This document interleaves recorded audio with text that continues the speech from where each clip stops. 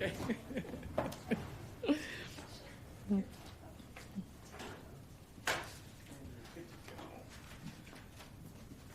All right, fantastic.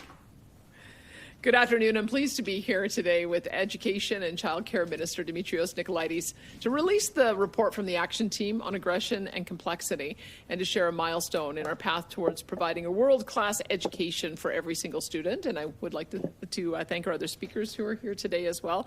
Lynette Anderson, Chief Superintendent of the Edmonton Catholic Schools Division, and Joanne Pittman, Chief Superintendent of the Calgary Board of Education, for being here today as well.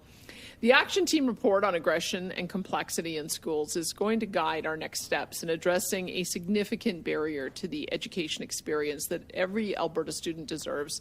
We are already working on gathering data that, in addition to this report, will further inform our work on the Class Size and Complexity Cabinet Committee. And before I go any further, I do want to thank the members of the Action Team for this comprehensive and thoughtful report. We tasked this group with providing immediate and long-term recommendations to the Minister of Education and Childcare for addressing behavioral, mental health, and learning needs in schools. Over the past few months, the team has consulted with teachers, occupational health and safety officers, speech-language pathologists, psychologists, and organizations including community-based service groups and special interest and advocacy groups. What they heard was very concerning. The causes of aggression and classroom complexity are difficult to determine. They can involve academic, behavioral, socioeconomic, linguistic, emotional, and mental health factors. Our government asked the Action Team to not only assess the problem, but also to focus on solutions. So I am encouraged by the work of the team and the contributions of many dedicated Albertans to bring forward a roadmap of the opportunities for our government to take action together with our education partners. Part of this is ensuring that we have the space. We're building schools and funding education at a rate that is unprecedented in this province. Just yesterday, of course, we announced 5 more projects that are being fast-tracked, one in Calgary, 3 in Edmonton, and 1 in Plamondon. Our government is also making a record-high $10 billion investment in schools and education this year, and we are committed to the hiring of 3,000 new teachers and at least 1,500 new education assistants in the next 3 years. So Albertans deserve to know that we are focusing these resources on the classrooms that have the most needs and on the needs in the classrooms.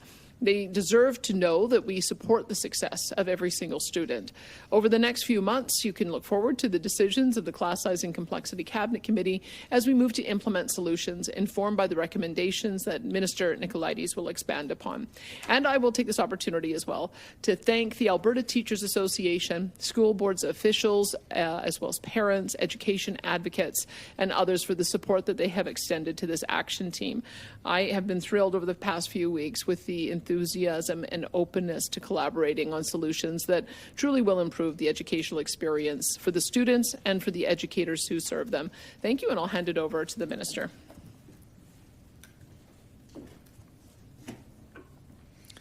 Well, thank you, Premier, and good morning, everyone. As Minister of Education and Childcare, I've heard from teachers, students, parents, and education partners across Alberta about the challenges in our classrooms. And today marks an important step as we work together to address these issues. We're releasing the final report from the Aggression and Complexity in Schools Action Team. And my thanks as well to our individuals who served on this committee for their work. This report is the result of months of hard work and collaboration from education leaders, trustees, administrators, teachers, and support staff. It brings together many perspectives from across the province. Our goal here is simple: to use these recommendations to create learning environments where every student can succeed. Now, building on this Premier's comments, I will walk you through some of the actions we're taking to improve supports in the classroom. I am confident this report gives us a clear path to tackle the challenges facing our classrooms. The Action Team's recommendations will help us move forward thoughtfully and effectively. First, I'll walk you through the Action Team's work, and then I'll share what Alberta's government has already done and what it will do next to address complexity. Work on the Action Team began in June, and since that time, our 25-member Action Team has worked with experts to identify key challenges affecting our classrooms and find meaningful solutions. Their voices reflect those working tirelessly to support our children every day, including educators, administrators, family specialists, and other community partners. I want to thank the Action Team for bringing not only your expertise, but your passion for making a real impact. Your thoughtful insights and perspectives shape recommendations that will move us forward together. The team's purpose was to find practical, classroom-focused solutions in response to concerns around diverse learning needs, behavioral challenges, and incidents of classroom aggression. Through the report, the team has given 7 recommendations for immediate, short-term, and long-term actions. These include clarifying the primary role of education and educators, distinguishing academic instruction from clinical and therapeutic responsibilities, and ensuring that expectations are realistic and sustainable. It includes replacing the standards for special education to align with the developed inclusive education policy framework. It also includes a recommendation to require school authorities to align and maintain school-level guidance for managing violent student behavior and ensure staff safety is consistent with provincial requirements. It also includes a recommendation to develop a consistent provincial model for individualized program plans, IPPs, that include a clearly defined purpose.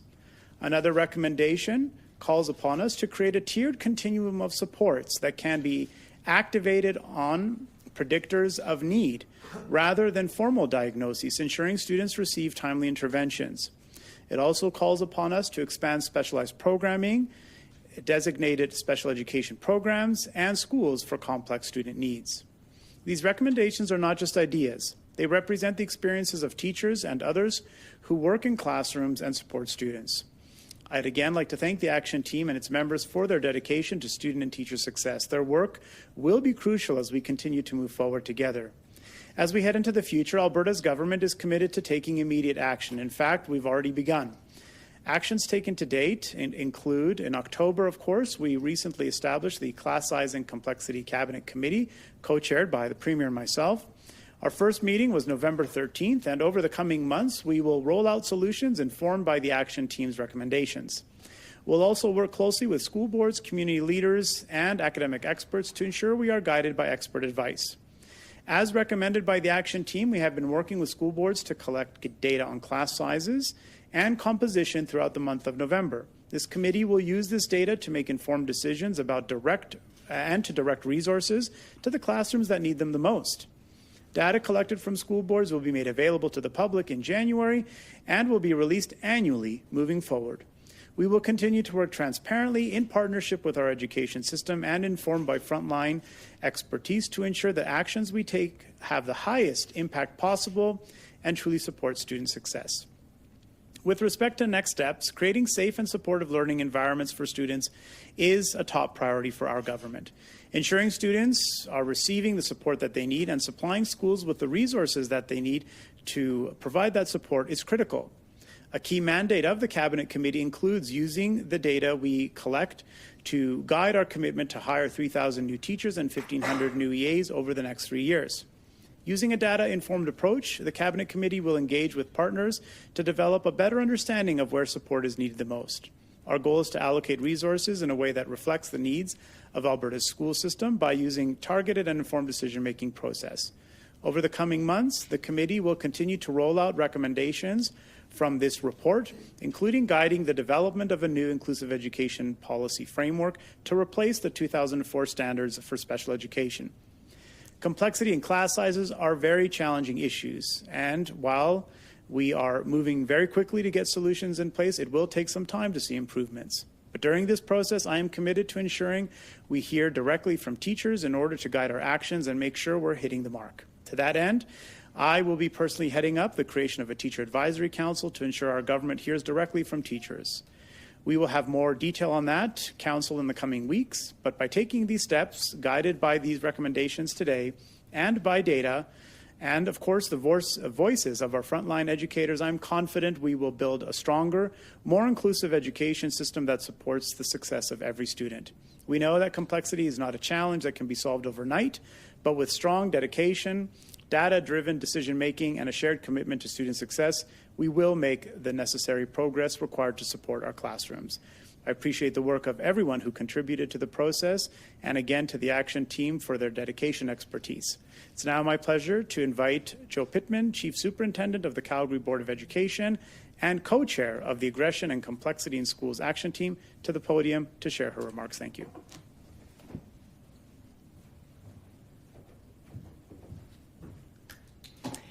Well, thank you, Premier, and thank you, Minister Nicolaides.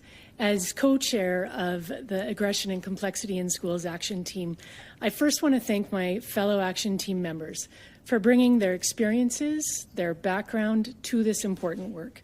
Throughout this process, we sought seriously to consider individual and system perspectives while seeking consensus wherever possible, and produce a report that can truly support a path forward in all school authorities. I also wish to thank the many teachers, support staff, education partners, and agencies who took time in a really condensed period to share their experiences, wisdom, and hopes for the future. Working together, it was clear that we share a common goal, creating the conditions that lead to the ultimate success of every student. You've already heard Minister Nicolaides share specific actions that are contained within the report, and I would encourage everyone to review carefully the broader context of the entirety of the report and the opportunities in front of us. I believe the recommendations in the report identify both immediate opportunities and set a roadmap for ongoing collaborative work that will improve classroom conditions and, most importantly, our student outcomes. While the report does outline significant challenges currently, I need to state that there are many current examples of excellent, outstanding programming and supports across school authorities. Our systems, schools, and professional teams, led by our teachers and classrooms, have shown a high degree of commitment to providing strong programming across a broad range of needs. However, the volume and shifting severity of need does require additional resources and collaboration. I'm grateful for the opportunity to share this context, resulting in the commitment of timely and ongoing work, and I'm hopeful that the recommendations will help the Class Size and Complexity Cabinet Committee make informed and meaningful decisions. This will allow us to move forward, not only as an education system, but a broader community, recognizing the value of every child and family. I'd now like to invite Lynette Anderson, Chief Superintendent of Edmonton Catholic School Division, for her remarks.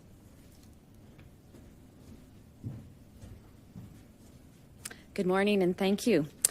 Edmonton Catholic Schools is pleased to have contributed to the Aggression and Complexity in Schools Action Team. Our board chair, Sandra Palazzo, was part of the team, and although unable to join us today, shared with me that the recommendations reflect both the needs and the voice of our division. The report reflects what we see in our schools every day. Students' needs are significant and growing, and this affects our staff's ability to support every learner. As needs increase, so does staff workload. It impacts their well-being. We know staff must be supported to best serve our students. Classroom complexity is amplified by anything that requires special attention from a teacher as they plan, teach, and assess. Imagine trying to manage several individualized program plans, medical and mental health needs, severe behaviors in multiple languages, all while delivering the curriculum in an engaging and relevant manner. As our schools are becoming more crowded, many have run out of space to accommodate growth. As a result, class sizes are increasing. Our staff remain committed to every student, but resources and supports have not kept pace. Given these complex conditions, the report suggests some potential solutions. Expanding program unit funding and streamlining access to services for children before they enter grade 1 will allow school divisions to provide vital early intervention. This will help set our youngest learners up for long-term success. Students with complex needs often require clinical and therapeutic supports from multiple ministries. By coordinating these responses and clarifying roles, we can better serve students and families, reduce inefficiencies, and ease pressure on schools. This report provides a much-needed roadmap for the steps we need to take to help ensure every student in Alberta receives the best possible education with the right supports at the right time. By addressing the complexity in our classrooms, we can create better conditions for learning and for those who teach and support our students. Thank you. Thank you. We'll now go to our media Q&A for the press conference. We'll start off with questions here from the floor before making our ways to the phones. A reminder to please state your name and outlet before asking your question, and we'll be taking one question and one follow-up. Go ahead first at the mic. Sure. It's Ted Henley from CBC News here in Calgary. Minister and Premier, if you could both comment on this, if you don't mind. If I'm understanding this correctly, the report's being received and then passed off to the next committee as well in the Advisory Council. Am I right on that, or are you acting on any of the 7 recommendations right away? Yeah, we'll be acting on the recommendations as quickly as possible. The Cabinet Committee, of course, has the ability to look at resource allocation to help improve our education system. So we're going to put it in front of them and look at where we can make some immediate decisions to make immediate improvements.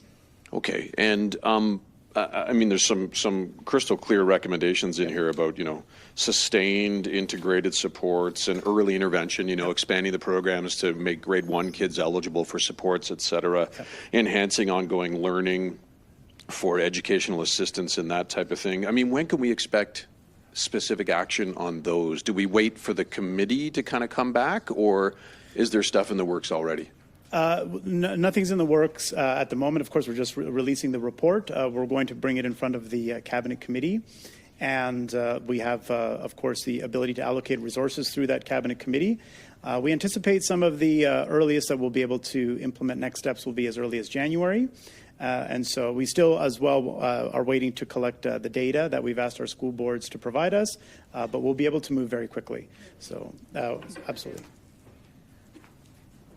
I would say that we've already started implementing some of the recommendations from the report. The cross-ministry collaboration that we use to assemble our Cabinet Committee, that came from the insights of this report.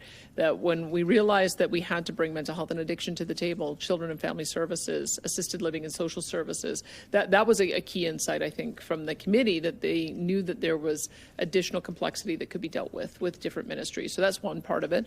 The data we have given as a deadline for submission is November 24th.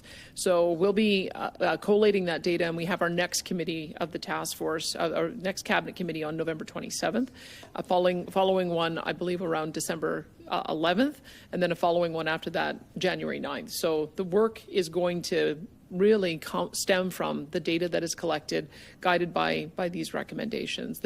What we're trying to do initially is identify the oversized classrooms as well as the ones that are incredibly complex, so that we can get the extra resources to each classroom. We've been talking with the different school boards about when they have a session break, and the high schools tend to have their session break at the end of January. So if there's some additional resources there, we'd like to have them for when they start their new semester.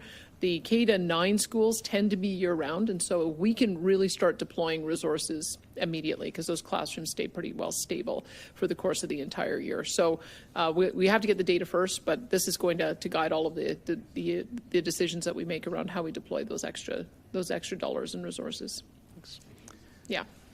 Hey, Tim Brooks, CTV. I want to switch gears here. I just want to ask you, Premier, for your reaction to Premier Eby's comments about expanding TMX capacity, what that might look like. He's essentially saying that you seem to be more interested in fewer regulations on the industry than you are in actually building a pipeline. So I'd just love to hear what you think about the whole thing. Well, I would say that let's start with where we agree.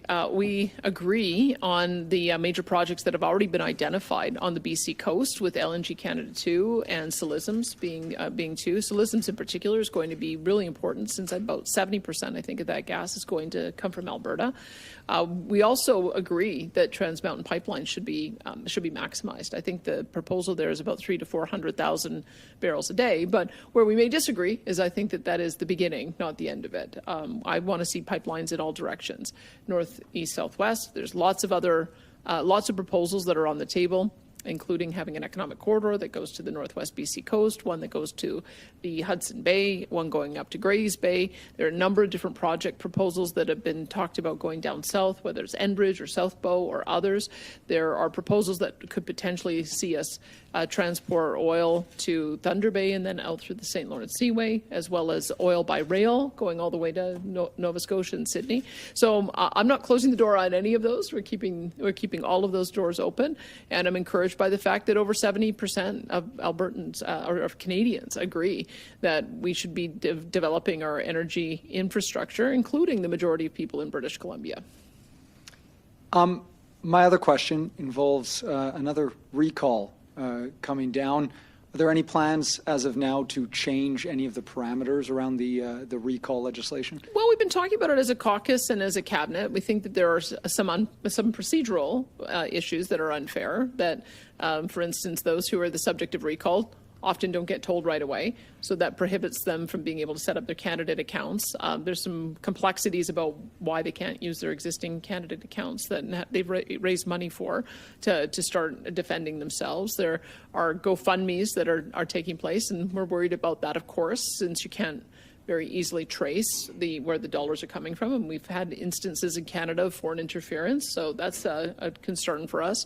It's also supposed to be locally generated, and yet AFL keeps bragging about how they're bussing people in and helping out with those campaigns. So I would say that the spirit of the law is not being lived up to, and so we're just having a discussion about whether there does need to be additional fences built into that legislation, but no decisions have been made yet. Sorry, really Thanks, quick. Tim. No changes to the threshold, though, to actually introduce one of those recall. No, we changed that threshold. It's 60% of the previous voter turnout. And we've already made that change. I think the error that we made is in perhaps not considering some of the other procedural changes that we probably should have made at about the same time. Maybe it was because we hadn't had any recalls that had been launched, and so we weren't aware at the time that there were some of these problems. And so we're just seeing if there's a need for us to identify and change some additional rules. Sorry, just turning on my recording. I'm Devika with the Calgary Herald. I think the top question that I have is that, at least for the teachers that I've spoken to, ATA rep that I've spoken to, this isn't the first time that they've seen this play out. 10 years ago, maybe a little bit over 10 years ago, similar situation. We saw a strike play out. After the strike, we saw a similar committee actionable report came out. Some outcomes came out, yet over 10 years later, I think for some teachers, they feel like they're in the same position. And more importantly, there are teachers who don't necessarily have a lot of trust in the province that these outcomes are going to stick, be constructive, and actually make their lives easier. So how would you assure teachers that this situation is different, that these outcomes are going to stick, they're going to stick long term, and yeah, it's going to make their lives and their students' lives a lot easier? I would say we're in an unprecedented situation compared to previous years. As we mentioned when we were at a previous press conference, there was a time not so long ago when the Calgary Board of Education was talking about reducing student spaces because we'd had stagnant growth for a long time, and post-COVID, we weren't sure what our population numbers would be.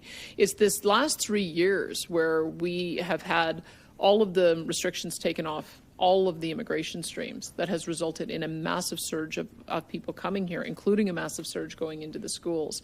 And so I don't know that we've ever had a circumstance where you can have a class of 30 kids and 27 of them are English language learners. I don't know that we've ever had a situation where you might have a new elementary school class and kids have to be taught how to respond to their own name. As a story I've heard. I don't know that you've ever had a case where kids are punching or biting teachers to the point where it causes so much damage they need surgery. I don't know that we've had those situations before. These are the kind of stories that we're hearing, and so this is the reason why we have to take a very different approach. We have to figure out how we can deal with those who are have very severe needs in a way that maintains a safe classroom environment for the teacher and a safe classroom environment for the other kids. So We're keeping an open mind. That's why we're willing to look at everything, including the 2004 special needs guidelines, to see if we need to make some changes to that. We're looking at what is happening in other jurisdictions, like in Saskatchewan, which was very well received, as I understand it. They also had some tension with their negotiations, and they came up with their special classrooms with a teacher and 2 education assistants, and I've heard that it's going very well. So I think that there's no reason why we can't be acting quickly on this, and we've got a number of educators on our task force who are going to hold us to account for that. We just have to get the data first, identify the classrooms that have the most complexity, and start dealing with those one at a time, develop the new policy around special needs education, and just show the teachers that we've heard them and that we're going to address these issues. I think a top issue for teachers during bargaining was classroom sizes. That's the top thing that they want. They want to see a decrease in classroom sizes. I know, Minister, you had mentioned that we're waiting for data collection that will be published in January. Is there a timeline that you can offer to teachers right now? When can teachers expect to see changes in their classroom sizes? I can tell you that I think it was the 2003 Learning Commission that came out where they identified the ideal classroom sizes being 23 for kindergarten or kindergarten to grade 6, 25 for junior high, and 27 for high school. So that's where we're starting as our guidepost of what an optimal class size would be. And we'll be looking at the outliers. I mean, I think you've heard and probably reported on stories of class sizes of being over 40. Well, that should never happen. So why do we have class sizes over 40? Those would be the ones we'd be looking at. We would also anticipate, and I've talked to many teachers who have a certain range of complexity that they can manage. Maybe 4 or 5 kids with mild and moderate disabilities in a reasonable sized classroom, that might be manageable. But having more than half your class that can't speak English, or more than half your class with some kind of code for complexity, that's not reasonable either. So that's what we're looking for. Let's look at all of the data, and it's a lot. I think we'll be looking at over 30,000 classrooms. Let's zero in on the ones that are oversized over those limits, and then and further zero in on the ones that have an extreme amount of complexity. And let's start rolling out the resources and new strategies for dealing with those. That's how we're going to approach our work. I think we can begin to start doing some of that as of the next meeting once the data comes in, do some of that through December, but really be able to be in a position to make some significant changes in the new year. Thank you. Yeah. Rick Bell, Post Media. Off topic, and I'm sure you know what topic it is. You're a former school teacher, though, Rick. I would like to offer my suggestion, but I won't take the time Okay, here. I'll talk to And you it's very afterwards. simple. So if Minister Nicolaitis would stay afterwards, I'll give him Okay, my fantastic. 10 years of teaching experience examples. Because I knew when it switched over from the old system to the new system that doesn't seem to be working, although these many decades ago. You've got Premier Eby. It's on all the TV stations this morning, saying you don't know what you're talking about, who says he's being excluded from the talks, talks in very colorful language about you don't really know where you're going. He lampoons your whole efforts, calling it a $20 million communications project. He says you're putting his projects at risk because the people who are accepting his projects might not accept his projects anymore if yours goes through. I mean, and then you've got Liberal MPs jumping in scrums saying that they don't like it, and the MOU hasn't even been signed yet. So this is all in advance of that. So what is your reaction to the fact that there seems to be quite a bit of pushback even before the announcement of the MOU? I believe in Team Canada, and I hope they all do too.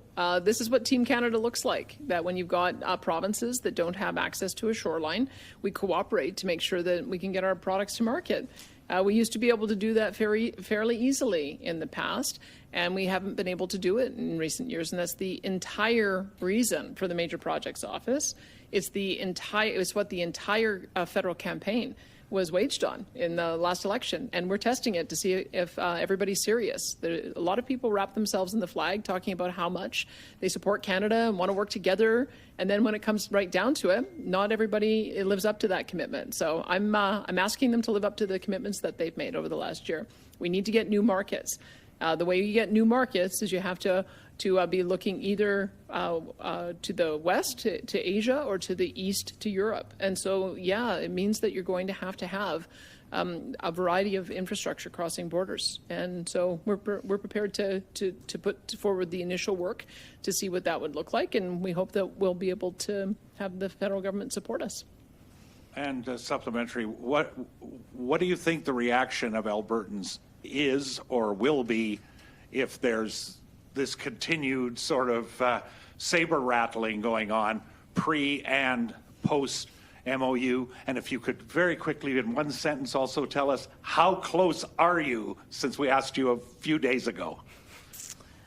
I would say the ball is in Prime Minister Mark Carney's court. That I think we all saw that there was also a lot of saber rattling in previous iterations of the British Columbia government, and in the end, the decision is the federal government's to make based on their assessment of what's in the national interest. We are making a very, very strong case that building a new pipeline to Asian markets is in the national interest. We are finding some receptivity on the part of the new Prime Minister, and I would say if we're going to get a deal, it will be in a matter of weeks. Hi, Premier. Will Vassar with the Western Standard. You previously drew a line in the sand over 9 points. We've recently heard rumors of a pipeline. The question would be, what about those other points? The discussion we've been having with the federal government has been three parts. One is a new bitumen pipeline to Asian markets. Another is the Pathways Project, so that we can have a lower carbon intensity barrel going through that pipeline. And the third aspect is creating an investment environment so that all of our producers are willing to invest in expanding their operations, and that means addressing the lion's share of the 9 bad laws. So if there's going to be an MOU, it will have to include all three. And then the second question would be, country singer Corb Lund recently announced that he's starting a citizens initiative to hold a referendum against coal mining. He credited you as part of the inspiration for wanting to do that. Could you comment on that? Oh, maybe he'll write a song about me. I'm glad I'm able to be his muse. I support citizen-initiated referenda. I think it's really important that people have their say.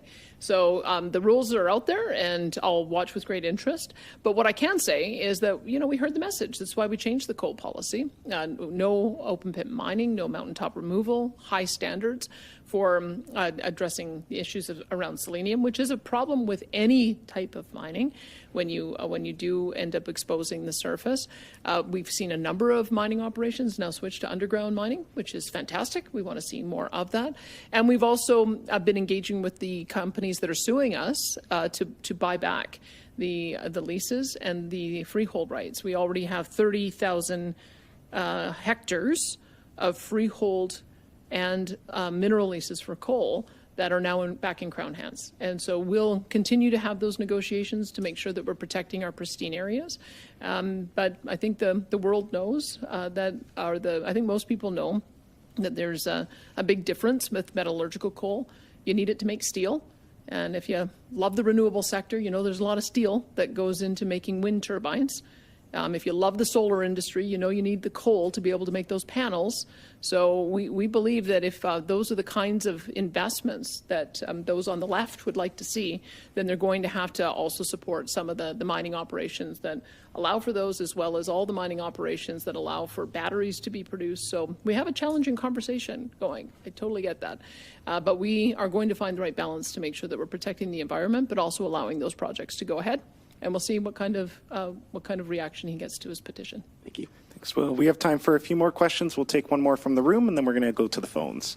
Hi there. Sarah Offen with Global News. I'm wondering, for either of you, whoever wants to take it, just asking about the framework and the remaking of the framework for inclusive or addressing special needs in schools. And, that has been inclusive to this point, but speaking with a lot of parents and teachers today, many feel that it isn't inclusive because their needs are simply not being addressed. And so they're going to other places like private care, which some can't afford, or homeschooling, that kind of thing.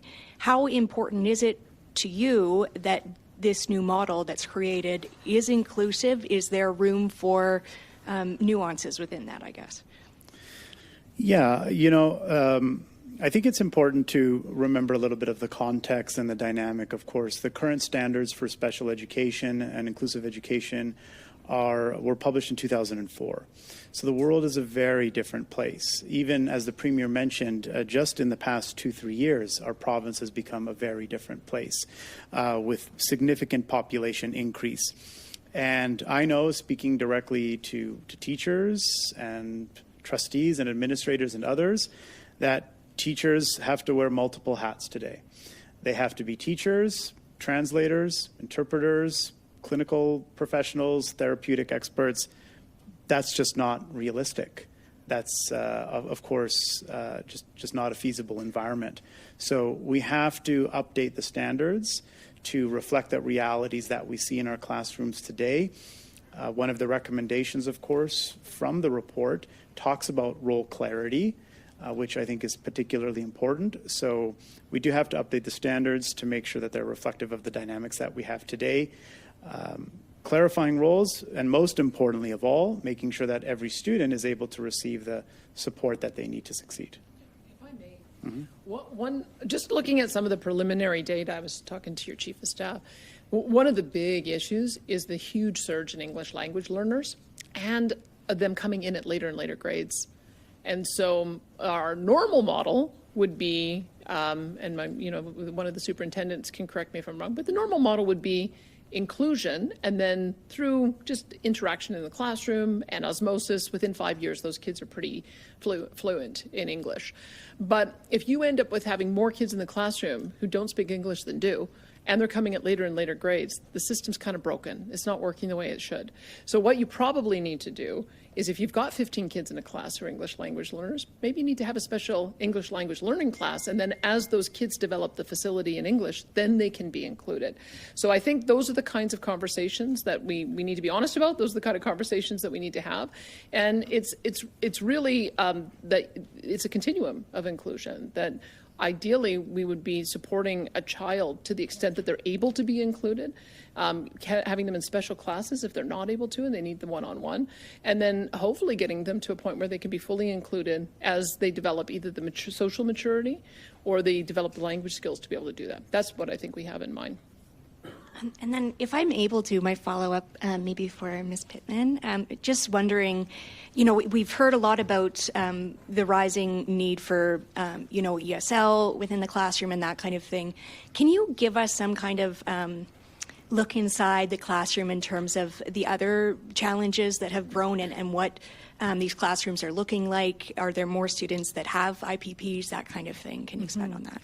Well, certainly just starting off with the EAL population for CBE alone, we have 44,000 students. That's 31% of our entire population. That's 17% higher than the rest of the province. So it makes sense that that's a distinct pressure point. When I think about other changes in population, in the last 3 years, we've seen an additional 3,400 students identified with special education needs. So that's 1 in 5. So for us, and when we look at what that means all told, alongside the fact that those are coded students, what I've not included within that are, and one of the pieces that Minister Nicolaides spoke to and the report speaks to, is predictors of need.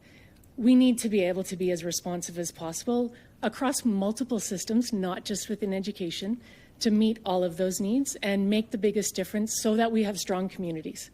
That's the priority for us. Thank you. We have time for 1 or 2 more questions. We're going to head to the phones. Operator, could you put through our first caller, please? Janet French from CBC Edmonton. Please go ahead. Hi, thanks for taking my call. These questions are for Minister Nicolaides. I've heard you say before that the funding model isn't the problem with schools. But growing school boards have been saying for years that, yes, the funding model is the problem. Even the new version of it, the teachers during the labor dispute said the funding model is the problem. The report says this is a quote, the full implementation of inclusive best practices remains a significant challenge driven by factors including rapid population growth, increasing student complexity, and limitations within the current funding model. Is a re-examination of the funding model on the table on this point, and why or why not? We're always looking at changes to the funding model and to funding approaches. Of course, just in the last budget, we moved away from the 3-year weighted moving average to a 2-year average adjusted enrollment model based on feedback that we received from our school boards. We are also currently looking to take a closer examination on funding that's provided through the SLS grant. That's a Specialized Learning Support Grant, of course, which provides overall in let me back up. Overall, in funding, we provide approximately $1.6 billion to support students with specialized learning needs. And I have asked my team to engage with our education partners to get a closer look as to how those dollars are being allocated and to see if there are ways in which some of the funding distribution provided through the SLS grant and through other grants can be targeted in a much more precise fashion. So we are looking at that funding model for sure. Glad you mentioned SLS because that is a lower funding rate than PUF. And one of the recommendations in this report is to restore PUF funding to grade 1s and also expand it to mild to moderate coded kids. And it also recommends adding mandatory half-day kindergarten rather than optional. Which of those two recommendations will you act upon, and why or why not? Well, we'll be looking at all of the recommendations, of course, and as the Premier noted, and as I've commented as well, our first priority is going to be analyzing the data that we receive back from our school divisions, looking at the highest priority areas, because we have to address those immediate pressures. As the Premier mentioned, and as I agree, having classrooms of 30, 40 students with severe cases of complexity contained within them must be addressed as a matter of urgency. So that will be our most immediate priority. And then, of course, this work will not end just in the course of 6 months. There are long-term recommendations in here as well about changing legislation as well. And so we'll look to prioritize these recommendations and in terms of most urgency and move from there. Of course. If I may just add, I mean, some of the insights that have already come out of our task force is an equity issue, that in some cases, parents have greater means to do private testing, and so their kids will get coded and that will have resources, and then other parents may not have that funding to be able to do that. And so we got to thinking perhaps there needs to be a different testing model so that kids coming into school, we've already done the testing so that the school boards have the information so that they know how to manage that rather than having these kinds of delays and rather than having inequities. So that's the incredible value of having educators and administrators at the table to give us those kinds of insights. As you know as well, we've mentioned that there is also about $1.6 billion in Jason Nixon's department that is dedicated to those with special needs under the age of 18. And leveraging that with an equivalent amount from Dimitrios' department might just result in a different funding model, especially if we've got kids who are not going to grow out of whatever learning challenges they have. There are going to be some kids who are going to need support for life. So that may also require a little bit of a different approach, a different lens. So there's, as Dimitrios said, everything is on the table. We're getting great insight and guidance. I think we'll have a better idea once we get the look at the full data to understand just where our complex needs are and how acute it is in which schools and which classrooms. Thank you. And we have time for one more question. Operator, could you put through our next caller, please? Luna Marchette at Radio Canada. Please go ahead. Yeah, so the report says over and over that due to the lack of prevention, treatment, and services, the school workforce is just drained by student demands and just more and more crisis, and the workforce is just typically getting burnt out physically and emotionally. So then why is your workforce plan adding the number of teachers that only follows enrollment growth and keeps the student-teacher ratio the same for the next 3 years? Well, we'll be taking a close look, of course, at student-teacher ratios. As we've mentioned, we're looking forward to receiving the data that we've requested from our school divisions on Monday. That'll give us a strong understanding of challenging areas where student-teacher ratios are particularly high and need to be addressed. So that will be a key focus of the work that we're doing. In addition, of course, we are pledging to hire thousands more teachers and educational assistants and other specialized staff as needed to help reduce the overall workload that teachers are experiencing. I talked earlier about the need to provide rule clarity as well.